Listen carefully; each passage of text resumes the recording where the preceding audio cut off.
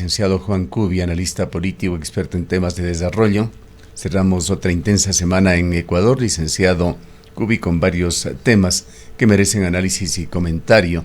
Está por allí este tema de la consulta ambiental que pretendía llevar al Ministerio del Ambiente, que al momento ha sido paralizada por una acción de carácter judicial. Está nuevamente otro connato, por lo menos, de un motín carcelario que ha sido aparentemente controlado al momento, pero que alarmó nuevamente a Ecuador. Y sobre todo está esa imagen de desinstitucionalización del país, confirmada una vez más por las declaraciones en el caso Purga y en el caso Metástasis. ¿Cómo ve la situación de Ecuador? Ya a las puertas de que se imponga también un importante paquete económico que empezamos a pagarlo los ecuatorianos a partir del día lunes, y se aproxima en aproximadamente 20 días una consulta popular. Buenos días, Gustavo, gracias por el espacio. Lo que usted acaba de señalar tiene una palabra que puede sintetizar el momento político: vértigo.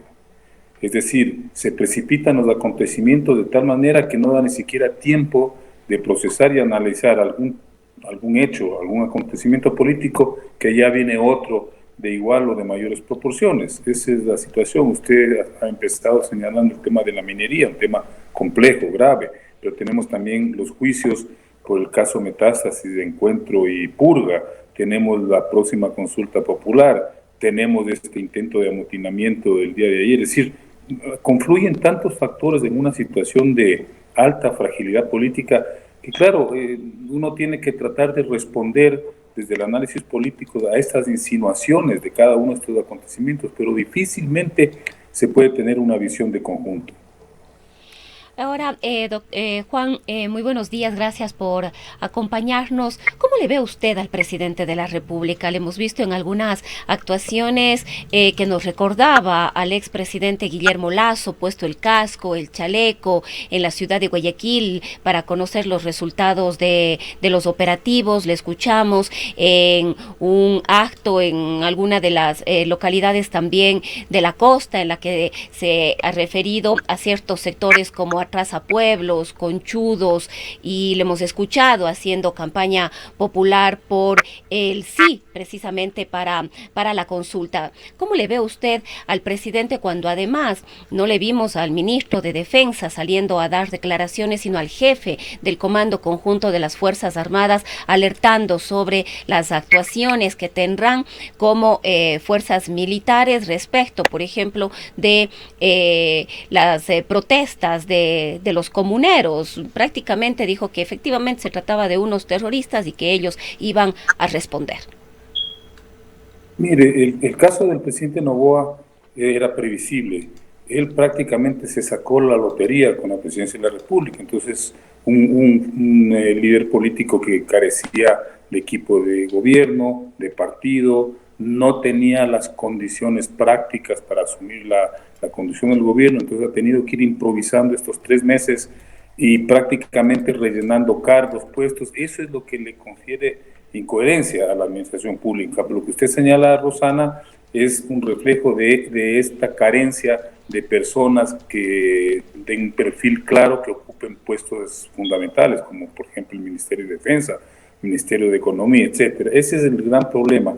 Lo que se puede ver es que en medio de esta suerte como de casi candidez, podríamos decir, que proyecta el presidente de la República, ha ido, sin embargo, poniendo en práctica toda una agenda bastante improvisada, bastante atropellada, pero efectiva desde su punto de vista, desde una postura claramente empresarial. Lleva 5 leyes fundamentales aprobadas con la complicidad de socialcristianos y correístas que prácticamente están marcando lo que sería su línea de gobierno. En medio de esa improvisación sí hay una línea de corte empresarial que pretenden ratificarla con la consulta del 21 de abril y eventualmente con la reelección presidencial para el próximo año. Esa sí es una agenda que está absolutamente clara. Lo que no se sabe hasta ahora, de lo que no hay certeza, es de que en efecto pueda cumplirse ese itinerario que él ha definido. Usted sabe que es tan alta la volatilidad política en este país que un programa, un plan de gobierno puede caerse, o una estrategia pueden caerse a la vuelta de la esquina. Ahora, siempre hay dudas en cuanto a lo que señalan las encuestas. No la tengo a la mano, pero ayer pude observar alguna encuesta que se había hecho y publicado en la edición electrónica de Diario Expreso, en el cual se le atribuye niveles bastante más bajos del 50% a Daniel Noboa en la ciudad de Guayaquil, pero le daba niveles del 74% para la ciudad de Cuenca, señalando que era una de las urbes en las cuales se mantiene aún muy popular Noboa. ¿Qué considera usted es la situación real con respecto a este tema de la popularidad de Noboa, que va a resultar fundamental en cuanto a lo que pueda suceder en la consulta popular del 21 de abril? A ver, era evidente que la militarización de la sociedad, el control militar de las calles, iba a generarle una aceptación ciudadana. Pero claro, eso es momentáneo. Si la gente ya siente cierta tranquilidad, eso es obvio. Yo converso con gente de distintas provincias y dicen que las cosas se han tranquilizado, no totalmente, pero en buena medida. El tema es que una vez que la gente ya se acostumbra, se habitúa a esta forma de tranquilidad, así sea aparente, empieza a demandar otro tipo de respuestas desde el gobierno. Yo creo que ahí es cuando empieza ya a fallar las políticas públicas, ¿no? La gente sigue emigrando, no hay empleo, hay temas de crisis económica familiar. Entonces, ese momento la población vuelve la mirada a estos temas que son recurrentes y ya empieza a exigirle o a cuestionarle al gobierno. Probablemente esté sucediendo eso. Si luego de haber logrado una cierta pacificación, la gente espera respuestas concretas para sus viejos problemas, y ahí es donde no hay nada concreto. No se han definido políticas sociales, no hay una línea de recuperación económica, sobre todo a partir del empleo de la gente más necesitada. Entonces no me sorprendería que en efecto esa popularidad inicial de enero y febrero que tenía, que era obvia, haya empezado a descender. No obstante, Gustavo, yo creo que hay que tener mucho cuidado con las encuestadoras, ¿no? Hay cifras que son demasiado discordantes, ¿no? Hay mediciones que hablan de unas cifras que son totalmente contradictorias y profundamente diferentes. Entonces, sí, yo veo que es un poco difícil, dado el ambiente que está viviendo el país, hacer una medición a través de encuestas sobre el verdadero sentimiento o la verdadera postura de la gente respecto de un gobierno y en general respecto de los otros sectores políticos e institucionales. Ahora, algo que puede estarle ayudando también políticamente a Noboa es el desprestigio de otros partidos y movimientos políticos, y entre ellos están uno de los más fuertes, por lo menos, la Revolución Ciudadana, y está también el Partido Social Cristiano, enormemente desprestigiados con lo que va saliendo del caso Metástasis y Purga. Y quizás añadir a esto la pérdida de fuerza de otros movimientos y partidos, caso Pachacuti, por ejemplo. Ahí habría que ver si es que ese debilitamiento o ese desprestigio de esas fuerzas políticas se traduce en una adhesión a la postura del presidente de la República. Eso habría que verlo el 21 de abril, a ver cómo reacciona la gente frente a la consulta popular. Pero usted tiene, por otro lado, el tema del incremento del IVA, ¿no? Ese es un hecho concreto que probablemente vaya a recibir el cuestionamiento o el rechazo de la ciudadanía. Entonces yo le decía que hay una situación tan volátil que es difícil hacer este tipo de predicciones, ¿no? A mí me sorprende, mire, con el caso del social cristianismo y del correísmo, me sorprende que pese a todo el tema de la relación con sectores ilegales de la economía, que viene desde hace mucho tiempo, que eso se lo conocía, se lo sabía, igualmente el tema de la metida de mano a la justicia, que viene de vieja data, sin embargo, el momento de llegar a las urnas siguen teniendo el respaldo más o menos significativo de la ciudadanía. Eso es otro de los temas que es complejo explicar, pero que está ocurriendo. Habrá que esperar ahora al 21 de abril a ver qué sucede con esta posibilidad que ustedes señalan, ¿no? De que ese desprestigio y esa crisis de otras fuerzas políticas se vaya a traducir hacia el presidente Noboa, o a lo mejor se vayan a expresar con un respaldo a otras fuerzas políticas. En muchos casos, usted sabe que aparecen los outsiders, aparecen las novedades que se van de alguna manera por decir un tema en término coloquial, se van llevando ese caudal de votos a su tienda de manera transitoria y momentánea. Es complejo porque eso sí refleja la fragilidad del sistema político ecuatoriano. No hay fuerzas, no hay partidos históricos, no hay fuerzas consolidadas como un proyecto de sociedad, como un proyecto de gobierno. Entonces, en términos de adhesiones es volátil, ¿no? Un día están con un sector, otro día se cambian a otro sector. Eso es lo que está ocurriendo ya desde hace bastante tiempo. De otra manera no habría ganado la presidencia de la República Daniel Noboa. Y quizás a la ausencia de políticos, de movimientos, organizaciones políticas fuertes, consolidadas. Antes se veía figuras políticas, pero ahora tampoco vemos ni siquiera figuras políticas. Bueno, eso está correlacionado, ¿sí? Usualmente cuando hay partidos sólidos o proyectos políticos sólidos, serios, responsables, eso se traduce en la aparición no de una, de varias figuras que de alguna manera van expresando esa estructura política, organizativa, etcétera. Como eso, el país carece de eso, entonces también carecemos de liderazgos claros, de liderazgos coherentes. Fíjese usted, solo por señalarle, Rosana, lo que ha pasado en los últimos tiempos, esta alianza legislativa que se ha dado entre sectores de la derecha, ¿no? Correístas, socialcristianos, la gente del gobierno, que se vuelve inexplicable porque usted entiende cómo es compatible un discurso ideológico con una práctica legislativa que en principio no debería ocurrir porque se supone que son fuerzas que tienen posturas ideológicas distintas. Sin embargo, el momento de llegar a decisiones concretas sobre, por ejemplo, leyes que aparentemente convendrían a los sectores económicos que están detrás de estos tres partidos, simplemente se ponen de acuerdo en la Asamblea. Y fíjese, tenemos ya 5 leyes de corte absolutamente empresarial orientadas a favorecer a sectores concretos de la economía, frente a la cual el tema ideológico se vuelve totalmente intrascendente. Otro de los importantes temas que no habíamos mencionado al inicio de este diálogo y que merece también análisis es el caso de la vicepresidenta Verónica Abad. ¿Qué le dice esa situación? Que tiene además varias facetas. Por allí está esa imagen que de alguna manera arroja a la vicepresidenta de Ecuador de una discriminación con enormes restricciones para regresar al país o para dar declaraciones o pena de con facilidad perder su puesto. Que no se compadece en realidad con el grado de libertad de expresión que existe en Ecuador, más bien parecería estar dentro de regulaciones quizá de un país islámico. Y el presidente de la República con sus canales de comunicación totalmente cortados con la vicepresidencia, actuando, nadie lo duda, con influencia contra la vicepresidenta a través de otras entidades del Estado. ¿Cuál es su opinión sobre ese tema?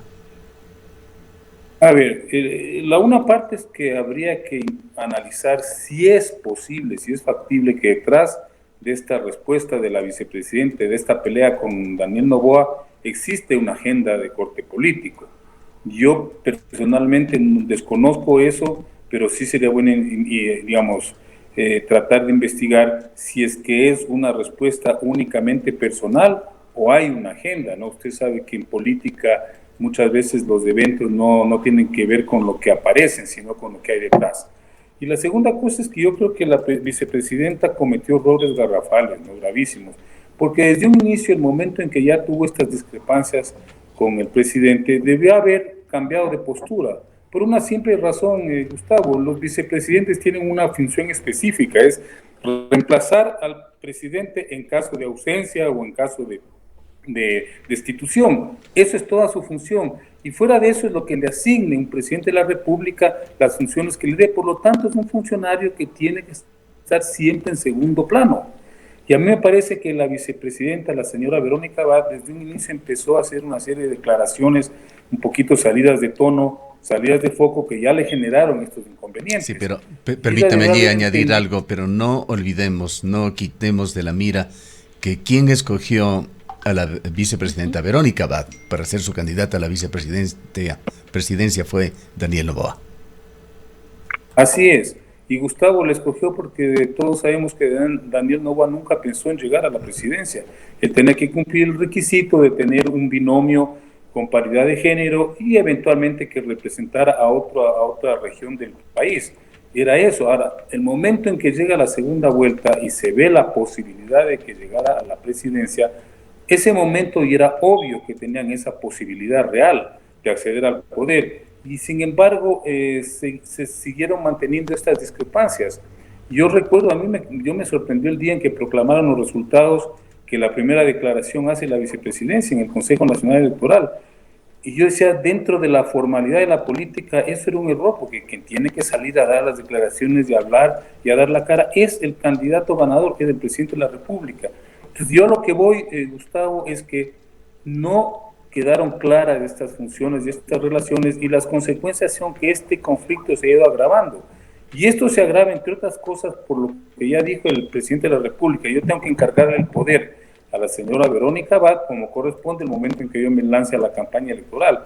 Pero obviamente, si hay esta desconfianza profunda, lo obvio o lo pertinente es que el presidente trate de solventar de cualquier manera, y lo ha hecho de la manera más grosera, ¿no? Obviamente, condenándole al ostracismo, planteándole esta suerte como de trampa con el caso del hijo. O sea, esas son acciones bastante condenables, bastante perversas de la política, pero así es, Gustavo, estamos en un régimen donde la política se juega en esos términos, y este momento, claro, quien saca la peor parte es la señora Verónica Abad. ¿Usted cree entonces, Juan, que efectivamente hay una intención de parte del presidente de la República, Daniel Noboa, de encontrar la oportunidad para destituir a la vicepresidenta de la República, o que ella cometa algún acto como venir arbitrariamente al país, por ejemplo, para que ese sea un pretexto y motivar su salida de la vicepresidencia? Rosana, mi lectura es que el mensaje es muy claro. Lo que están insinuando a la vicepresidencia es la renuncia a cambio de la libertad de su hijo. Eso es obvio, no hay que ser muy suspicaces para entender eso. El tema es cómo lo van a procesar y cuál va a ser la respuesta de la señora vicepresidenta, pero es obvio, pues, ¿no? No sé si le habrán tendido una trampa, yo no sé si es que en efecto el hijo de la vicepresidencia estaba cometiendo este tipo de irregularidades, no sé si es una conspiración de corte político, que es muy típica, pero en la práctica esto se está planteando en términos muy simples. Señora vicepresidenta, usted quiere librarse de este tema del encarcelamiento de su hijo, entonces simplemente renuncie y deje la vía libre para que el gobierno resuelva su ausencia o su renuncia. Finalmente, licenciado Kubi, bien vale la pena reflexionar un poco sobre qué es lo que debe hacerse en el país tras las revelaciones de esta semana. Usted iniciaba este diálogo señalando que siempre se supo que había sospechas sobre la infiltración de mafias y de estamentos políticos en entidades del Estado, el tráfico de influencias. Pero en la justicia, en la provincia del Guayas, estas situaciones de sospecha han pasado a configurar un dominio total, un control total de la justicia en esa provincia, que actuaba en concusión con pseudopolíticos corruptos y operadores de las mafias. Es realmente un verdadero desastre lo que se describe en cuanto a cómo venía funcionando la justicia, si se puede llamar así, en esa provincia. Gustavo, no eran sospechas. A mí me consta desde hace décadas, por lo menos 40 años, que usted conversaba con la gente de a pie en Guayaquil y le decían a la Corte Provincial de Justicia, en esa época se llamaba Corte Provincial, le decían el supermercado de la justicia.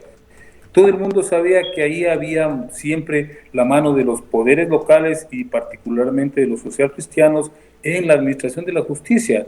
Y todo el mundo en Guayaquil sabía que si se metía en un lío tenía que ir a hablar con alguien, con algún cacique, con algún caudillo, con algún patricio guayaquileño que le ayudara a resolver su tema judicial, y eso estaba mediado por el pago de sentencias, de decisiones judiciales. Eso me consta a mí hace 40 años, y eso tiene un origen, Gustavo, al menos desde hace 40 años, es cuando el presidente León Febres Cordero puso las tanquetas en la Corte Suprema de Justicia y dijo: señores, aquí no vamos a permitir que la justicia funcione de manera independiente.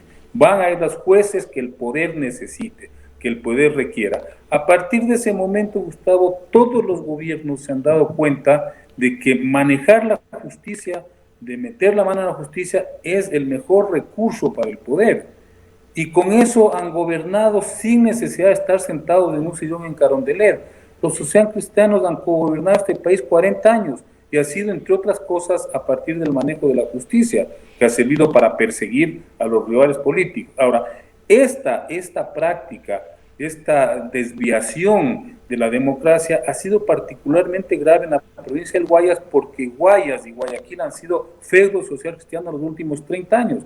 O sea, no es casual que 30 años de gobierno social cristiano se reflejen en un control absolutamente perverso de la función judicial justamente en esa ciudad y en esa provincia.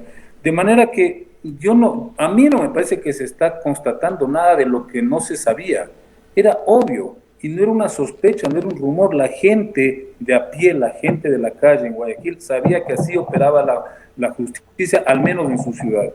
¿Y para qué están las entidades del Estado? Consejo de la Judicatura, Procuraduría, Contraloría General del Estado. Nos preguntamos en dónde han estado estos 40 años. Bueno, tenemos una profunda crisis institucional, Gustavo, que es también reflejo de una crisis de la política, lo que ya hablábamos hace un momento con Rosana, es decir, la ausencia de fuerzas, de partidos, digamos, de corrientes sólidas, serias, responsables, con proyectos y propuestas coherentes, se refleja en una debilidad institucional, porque a las instituciones del Estado, lo que usted señala, también van personas que no representan absolutamente nada, que van a título personal, que van como parte de argollas, de galladas, lo que ocurrió en el Consejo de la Judicatura, y entonces manejan patrimonialmente las instituciones, como que fueran espacios privados. Y claro, eso lo único que ha hecho, lo único que ha permitido es que la crisis institucional facilite la penetración del crimen organizado, porque esa falta de institucionalidad, ese relativismo institucional que funciona de acuerdo a conveniencia de decisiones personales, lo único que hace es abrir las puertas para que estos grupos irregulares se vayan poco a poco tomando las instituciones. Serían características también de aquello que se llama un Estado fallido. Obviamente, ¿no? Estamos muy cerca de eso. Y alguna vez, yo el otro día decía, hemos tocado fondo, mire, veamos lo que está sucediendo en Haití. Haití es un país latinoamericano, obviamente tiene particularidades, historias muy distintas, pero mire el extremo donde se ha llegado cuando hay una crisis institucional tan profunda que simplemente el Estado se derrumba. ¿Quién ocupa el lugar del Estado? No son las organizaciones sociales, no es que hay una revolución, un cambio de paradigma, no. Lo que está sucediendo en Haití, se toman las bandas criminales. Ese es un Estado ya no es fallido, es prácticamente inexistente. Entonces, esos referentes deberían servirnos a nosotros para reflexionar sobre lo que estamos haciendo aquí en este país. Bien, le agradecemos mucho por habernos acompañado. Gracias a ustedes, como siempre. Declaraciones del licenciado Juan Cubi, experto en temas de desarrollo. Son las 7:44 minutos. En mi futuro